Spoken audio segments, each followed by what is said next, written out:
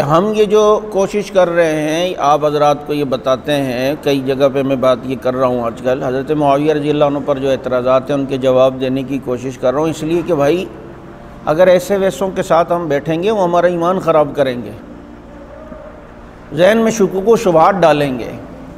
اچھا، میں آپ سے یہ کہتا ہوں یہ جو صحابہ کرام پر اعتراضات یہ وہ کرتے ہیں، جس طرح کے یہ لوگ، جیسے یہ مرزا انجینئر ہو گیا، یہ بدبخت بار بار جو ہے اس کا میں ذکر اس لیے کرتا ہوں، یہ اتنا بڑا وائرس اور اتنا بڑا یہ فتنہ ہے کہ کرونا وائرس کیا نقصان دے گا جتنے اس طرح کے لوگ دیتے ہیں۔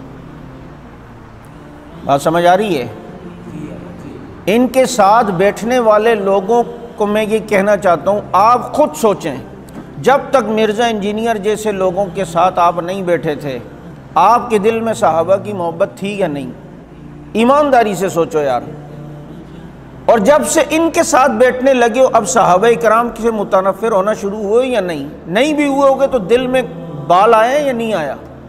دل کے اندر وسوسے صحابہ کے بارے میں آئے یا نہیں آئے؟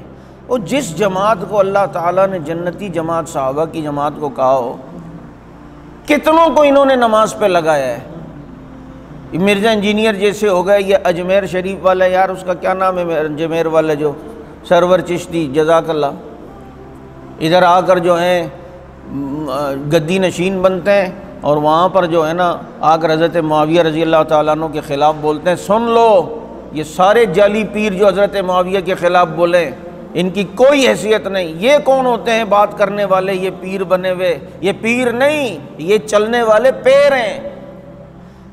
میں ان کو دیکھوں یا میں شیخ عبد القادر جیلانی پیران پیر کو دیکھوں جو کہتے ہیں میں بیٹھا ہوں اور معاویہ گھوڑے پر جا رہے ہیں، ان کی گھوڑے کی مٹی مجھ پہ لگے تو میری نجات کے لیے کافی ہے۔